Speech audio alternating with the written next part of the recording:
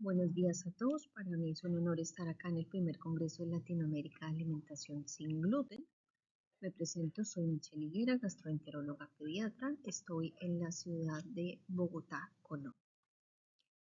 Para empezar a hablarles de la celiaquía en niños, quiero empezar a recalcarles la parte histórica de la enfermedad celíaca.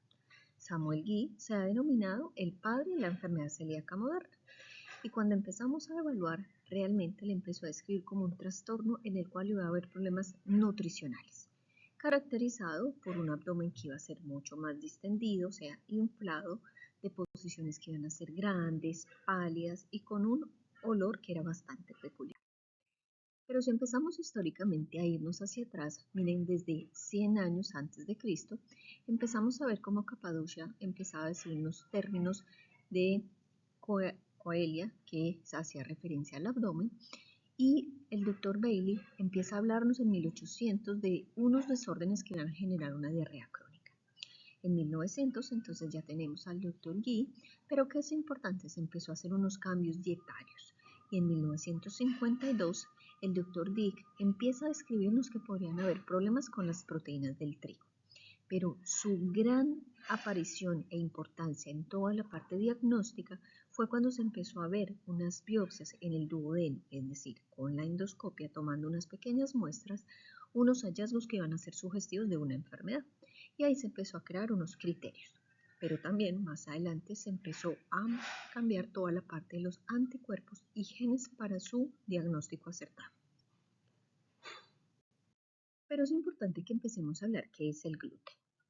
Entonces, esta nena, si la vemos acá, tiene una rosquita y esto tiene harinas. Y estas harinas puede ser que tengamos proteínas de gluten, porque el gluten está compuesto en trigo, cebada, centeno y algunas avenas.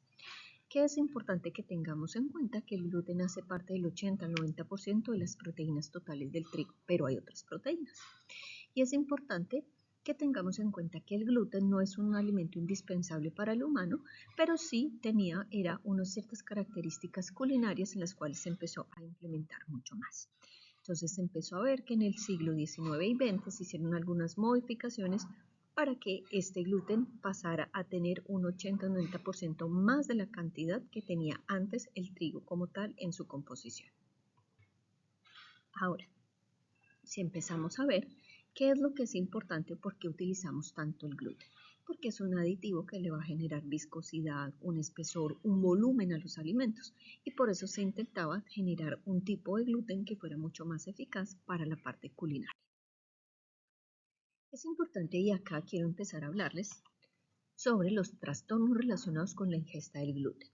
Por una parte tendremos una situación en la que mi cuerpo reacciona ante yo mismo, es decir, una enfermedad autoinmune, y en esa escribiremos la enfermedad celíaca. Por otro lado, es que mi cuerpo reacciona ante proteínas, y pueden ser proteínas que están en el trigo, es decir, una alergia. Y en otro, que es una descripción en la cual no se caracteriza como una alergia ni autoinmune, pero sí hay algunos trastornos o síntomas relacionados con la ingesta del gluten. Se denomina sensibilidad al gluten no celíaca o en la terminología nueva, sensibilidad al trigo no celíaca. Ahora bien, quiero traerles esta infografía de la Federación de Asociaciones de Celíacos de España, en el cual nos empiezan a describir diferentes tipos de cosas importantes, como lo es síntomas, diagnóstico, pero importante la prevalencia. ¿Por qué es importante la prevalencia? Porque nosotros sabemos que al ser una enfermedad genética hay una predisposición en unos genes. Entonces, en algunos lugares del mundo es mucho más frecuente. Por ejemplo, en Europa se puede estimar que en algunos casos puede haber una descendencia del 1% y siendo importante también el grupo si es más para hombres o para mujeres. Ahora, si empezamos a hablar en Latinoamérica tenemos lo principal, un subdiagnóstico también, y también una falta, digamos, de los registros de epidemiología que cada vez están mejorando, pero vamos a tener estas deficiencias. Si miramos estudios que se han hecho, miren lo importante, por ejemplo, Argentina, tenemos 1 en 143 en pediatría, inclusive 1 en 79, pero si empezamos a mirar en otros lugares pueden haber otros tipos de incidencia, por ejemplo en Uruguay no tanto, y empezamos a ver es que pueden haber también, es que yo tenga predisposición, es decir, los alelos, pero no necesariamente tener celiaquía. ¿Qué es lo que ocurre cuando existe la celiaquía? Entonces, importante por acá, les describo, esta es nuestra epitelio, es decir, nuestra barriguita. Y acá, ¿qué es lo que ocurre? Cuando yo consumo gluten, ¿qué es lo que va a generar? Miren si se fijan ahí como si fueran unos alicates que agarran. Entonces, esto lo que hace es que los fragmentos de la gliadina, es decir, del pan, van a generar que se van a enlazar acá. Y si mi cuerpo no lo sabe reconocer bien, no lo sensa bien, va a activar toda una cascada de células y de cosas que generan daño en esta barrera, pero también una inflamación. Entonces, por eso empezamos a ver estos daños en nuestro intestino. Ahora, ¿qué pasa en pediatría? Que no existe un síntoma único, porque dependerá el grupo de edad. Podríamos describir algunos síntomas más comunes en la edad pediátrica, pero existen también otros síntomas que pueden ser, por ejemplo, en la adolescencia y otros ya en la edad adulta. Empecemos con la infancia. Entonces, los bebés van a empezar a manifestar problemas de enfermedad celíaca desde que están en consumo con el gluten. Es decir, un bebé que está solamente con lactancia materna no puede estar haciendo manifestaciones de enfermedad celíaca, porque recuerden que ese fragmento llega al intestino y mi cuerpo reacciona. Por leche materna no tendríamos esta parte de enfermedad celíaca. ¿Qué es importante? Puede ser que el niño, después de que empezó su alimentación complementaria, empezamos alimentos con gluten, bien sean cereales o panes o galletas o pastas, empezó a tener diarreas o estreñimiento que no mejora, puede ser que empiece a no ganar bien peso, tener problemas, por ejemplo, en el pelo, siendo más irritable, que esté más hiperactivo. En la adolescencia empezamos a ver también problemas muy importantes en la pubertad, es decir, como que no madura tan rápido, tiene problemas en toda su parte, en su retraso de peso, en la menstruación, y podemos tener también otros síntomas importantes que tengan en cuenta epilepsias, cefaleas, problemas también, o sea, dolor de cabeza, problemas en el hígado que también se inflame, en la parte de los dientes que tengamos erosiones. Vamos a detallar mucho más esto. Pero antes de que detallemos, les traigo acá el iceberg de la enfermedad celíaca. Por una parte será la sintomática, en la cual tenemos manifestaciones muy clásicas, en otra que se llama la silente y en otra que se llama la latente. ¿Qué es importante que tengamos en cuenta? Que yo puedo tener predisposición genética, pero no manifestar, o yo puedo estar en una fase que estoy, digámoslo, más bien como estable porque no tengo consumo, o yo puedo estar sintomática. La Sociedad Europea de Gastroenterología y Patología Pediátrica también nos hace referencias importantes. 1. Síntomas gastrointestinales y los más comunes. Diarrea crónica, aunque también puede ser no diarreas de alto gasto, sino diarreas que son crónicas, intermitentes, un estreñimiento que no mejora, un dolor abdominal crónico, distensión abdominal, náuseas, vómitos a repetición. En cuanto a síntomas extraintestinales, podemos tener que no gana bien peso, anemias, que tengamos retraso en la pubertad, que tengamos llaguitas en la boca, que se esté cansando mucho, que tenga fracturas que sean espontáneas, problemas también en la parte de los nervios, entonces puede ser que tengan hormigueos, que tengan calambres, que estén más como hipotónicos, frágiles, podemos tener también dolores en las articulaciones, algunas lesiones en la piel, vamos a ir viendo también.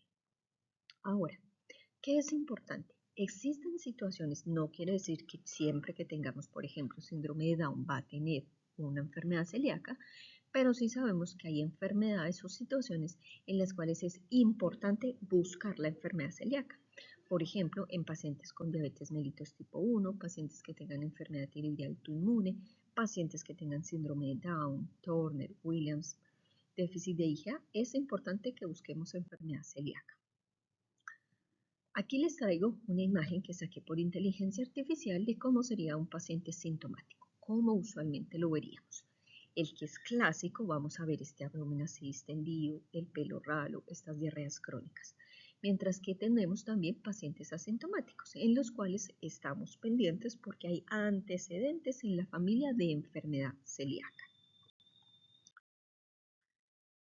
En cuanto a la presentación clásica, como les decía, entonces es el niño que podemos ver con la distensión, que podemos ver que está como con estos síntomas como de intestino irritable, como esta diarrea que viene y va. Es importante que lo tengamos en cuenta.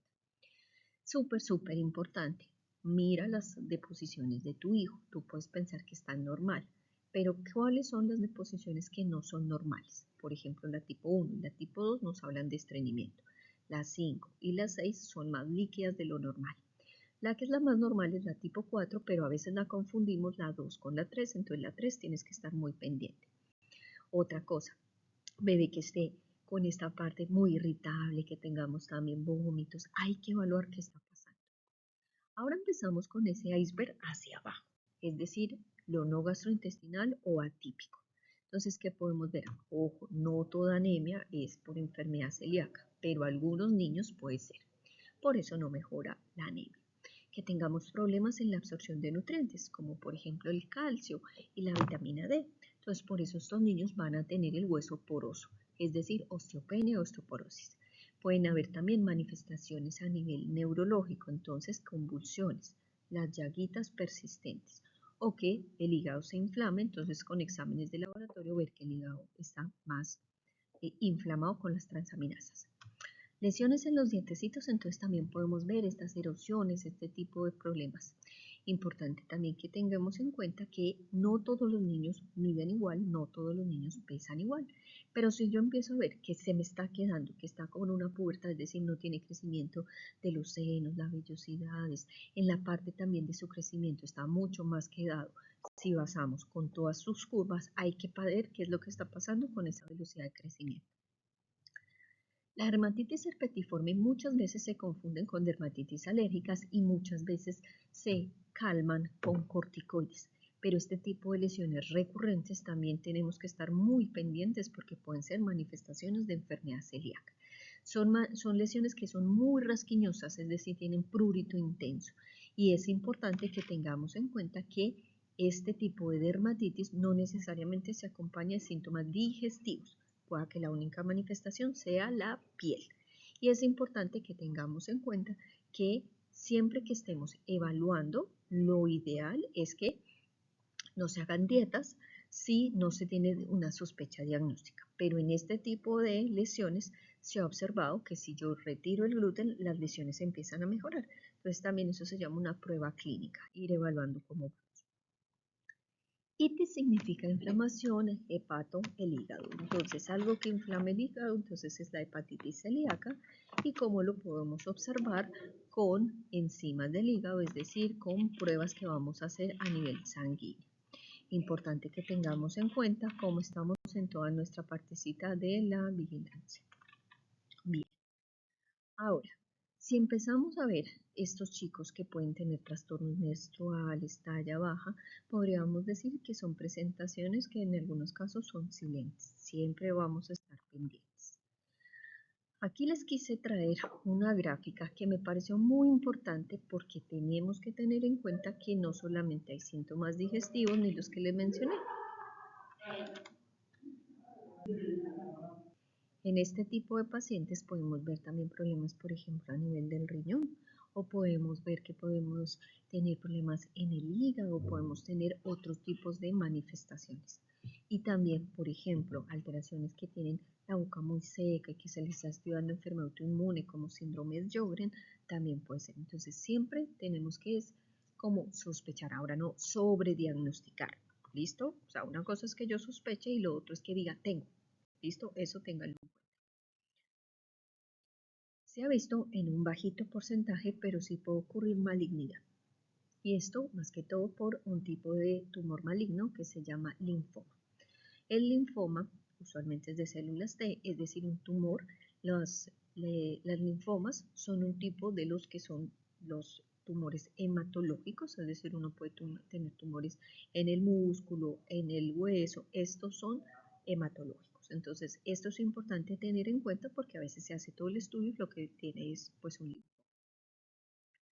Bien, hemos hablado de la sospecha clínica, pero para el diagnóstico no solamente los síntomas son porque acuérdense, por ejemplo, la enfermedad celíaca puede tener manifestaciones como dolor abdominal, pero no todo dolor abdominal es por enfermedad celíaca. Unos pueden tener diarrea, pero no toda la diarrea es por esta parte. Por eso se empezó a evaluar, uno, sospecha clínica, pero para confirmar el diagnóstico tenemos que tener otros tipos de estudios, como lo es en sangre, biopsias y ir mirando alguna de esta parte para catalogar realmente qué es lo que tiene el paciente. En sangre se ha visto que nosotros lo que tenemos es unas proteínas que se llaman transglutaminasa. Si mi cuerpo reacciona contra estas, va a tener anticuerpos antitransglutaminasa. Esto es lo que nosotros vamos a medir en sangre. Entonces, por eso es que se piden estudios en sangre. ¿De qué? De lo que está reaccionando y mi cuerpo está generando anticuerpos, como decir soldaditos en contra de eso. Y la transglutaminasa, ¿qué es lo que pasa? Que esto va a actuar sobre los residuos de la glutamina, es decir, de esta partecita de la, mejor dicho, el gluten nos va a activar este tipo de proteína. El diagnóstico entonces nos comprende varias cosas. Uno, la sangre, pero también por otra parte vamos a tener los estudios endoscópicos. Normalmente la vellosidad intestinal es así, como si fuera un césped que tiene los pelitos largos. En la enfermedad celíaca es como si estuviera mochada, es decir, está un aplanamiento. Vamos a tener acá diferentes tipos de lesiones. Entonces, uno, en la endoscopia hace dos partes. Cuando nosotros metemos el tubito, miramos. Entonces, miramos que puede haber inflamación y esa inflamación la podemos ver así, como si estuviera eso como más planito, como un poco más como los pelitos como despeinados, pero esto es importante siempre tomarle muestras. ¿Por qué? Porque no necesariamente todo o siempre que existen alteraciones es por enfermedad celíaca. O sea, muchas cosas pueden también inflamar el intestino. Por ejemplo, que puede inflamar el intestino, es decir, dar duodenitis, por ejemplo, la infección de Helicobacter pylori, virus, parásitos, por ejemplo, la giardia. Y la giardia es un parásito muy importante en los niños que asisten a la guardería. Sobrecrecimiento bacteriano, que tengamos enfermedades otras autoinmunes como la enfermedad de Crohn, por ejemplo. Entonces nosotros tenemos nuestras muestras. Con nuestras muestras, entonces, ¿qué es importante que tengamos en cuenta? Que tienen que hacerse varias muestras. Entonces, en pediatría, siempre la norma general es tomar varias muestras. Muestras que van a estar en el duodeno y muestras que van a estar en una partecita más acá y otra partecita más acá, que es uno lo que llamamos la segunda porción del duodeno y las muestras del bulbo duodenal. Entonces, si se fijan, eso se ve así como inflamado, como expulido. Tenemos que tomar las muestras. Y con esas muestrecitas, entonces también es importante tomar varias, porque puede que yo tenga acá más inflamado y en esta zona no tan inflamado. Entonces, importante que tengamos en cuenta de esto. Bien, ahora, ¿qué es importante tener en cuenta? Que acá entonces vamos a tener por una parte la parte del cuadro clínico, por otra parte nuestros anticuerpos, pero sí o sí tenemos que hacer las biopsias. Ahora, pasemos a qué puede comer un niño celíaco. Un niño puede comer frutas, vegetales, proteínas, diferentes tipos de granos, diferentes tipos de grasas buenas, es decir, puede ser aguacate, puede tener maní, almendras, porque a veces pensamos que no hay que comer. Entonces, ¿qué es importante? Primer mensaje, ¿todos los grupos de alimentos los puede comer? Sí. Lo que hacemos es modificar unos y otros o su presentación. Bien. Ahora, empezamos a tener acá, uno, nuestra fichita en el cual herramientas que tenemos que hacer o estar pendientes. ¿Qué pasa si yo no hago todas mis fichitas? Pues ese intestino va a seguir inflamándose y al seguir inflamándose vamos a tener diarrea, problemas en el crecimiento y toda esta parte de ahí. ¿Qué es lo que ocurre? Por ejemplo, si mi niño yo lo llevo y está en una fiestita infantil o me voy de paseo o por ejemplo estuvieron en una rutina distinta de su alimentación estos días por época de vacaciones, vamos a tener otra vez inflamar este intestino. Ahora, ¿Qué pasa y cuál es lo que a veces nos genera mucha angustia? Que cuando mi cuerpo reacciona es como si hiciera una intoxicación. Entonces vemos que estas recaídas, estas intoxicaciones, el niño va a empezar a presentar dolor, diarrea, va a empezar a tener dolorcito de cabeza, se brotó. Entonces, ¿qué es importante? Que si yo ya tengo un diagnóstico, continúe la dieta lo más estricta que sea, porque estas intoxicaciones pueden llegar a ser muy graves en ocasiones.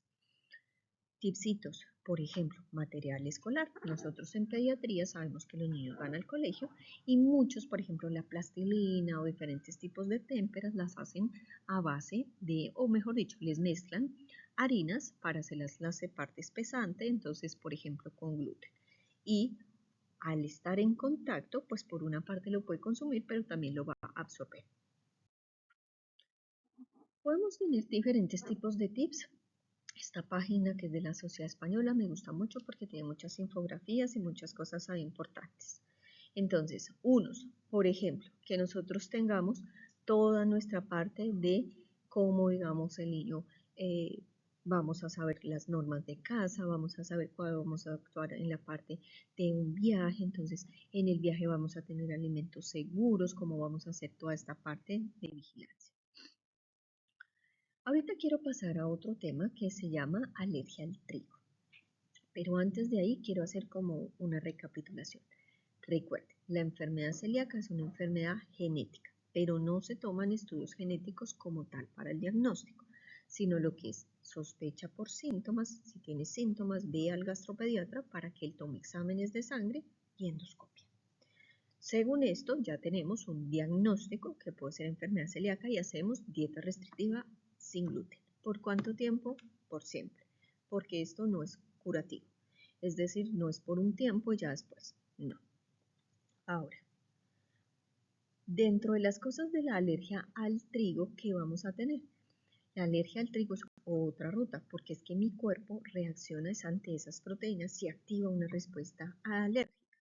Entonces, dentro de estos podemos tener manifestaciones inmediatas, por ejemplo, que se hinchó, que se brotó, que se ahogó, es decir, las que se llaman IgE mediadas, pero también tenemos una respuesta retardada, la que se llama mediada por células. Ahora, ¿qué es importante que tengamos en cuenta? Que como aquí actúa el sistema inmunológico, en este vamos a tomar otros exámenes distintos a los anticuerpos antitransglutaminasa y toda esta parte. ¿Qué es importante también que tengamos en cuenta?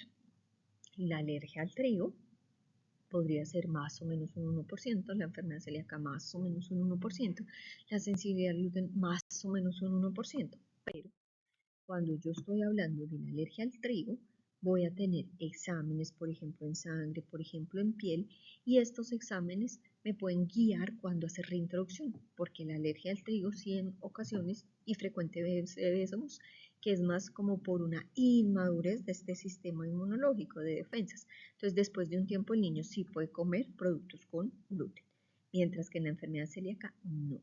Recuerden, enfermedad celíaca, todo lo que hablamos, nuestros síntomas, pero también la alergia al trigo, nosotros en consulta verificamos si también necesitamos ampliar estudios, no solo de enfermedad celíaca, sino de alergia.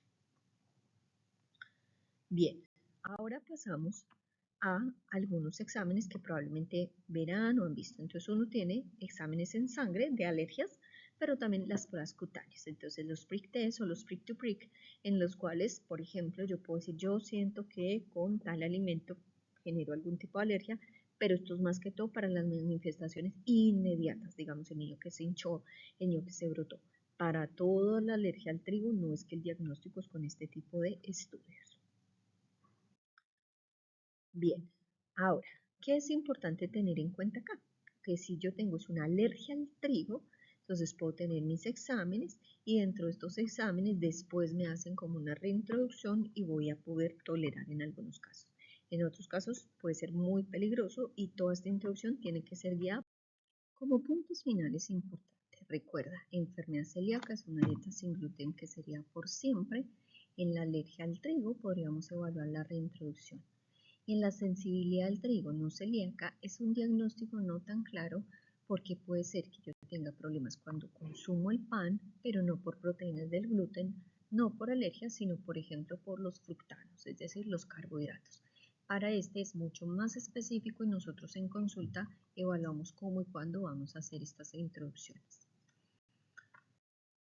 Por último, ¿qué les quiero dejar de mensaje? La enfermedad celíaca sí es una enfermedad que existe en pediatría, pero tampoco es adecuado que a los niños les quitemos el gluten sin diagnóstico y no todo problema de diarrea, no todo problema de vómito, no todo niño que no gana causa de peso es por enfermedad celíaca. ¿Qué es importante tener en cuenta? Signos de alarma. Si tu hijo presenta diarrea crónica, tiene vómito, tiene algún otro tipo de estas manifestaciones, que es importante consultar. Antes de hacer cualquier tipo de dieta restrictiva, hay que estudiar. Si ya definitivamente él tiene una enfermedad celíaca, sabemos que vamos a tener una dieta por siempre. Si vamos a evaluar más bien una alergia al trigo, vamos a estar en compañía de gastro y alergología para verificar cómo y cuándo podremos hacer esta reintroducción. Los niños, las dietas restrictivas tienen implicaciones muy importantes en su parte nutricional. Por eso tenemos que ser muy cautos y muy específicos cómo tenemos que hacer la dieta, qué alimentos vamos a reemplazar, cómo vamos a hacer en el colegio, cómo vamos a hacer los viajes. Podemos tener manifestaciones que no son comunes, podemos tener manifestaciones clásicas, pero siempre queremos el bienestar del niño. Entonces, no hacer dietas no necesarias y si hay diagnóstico, hay sí una adherencia muy importante. Gracias.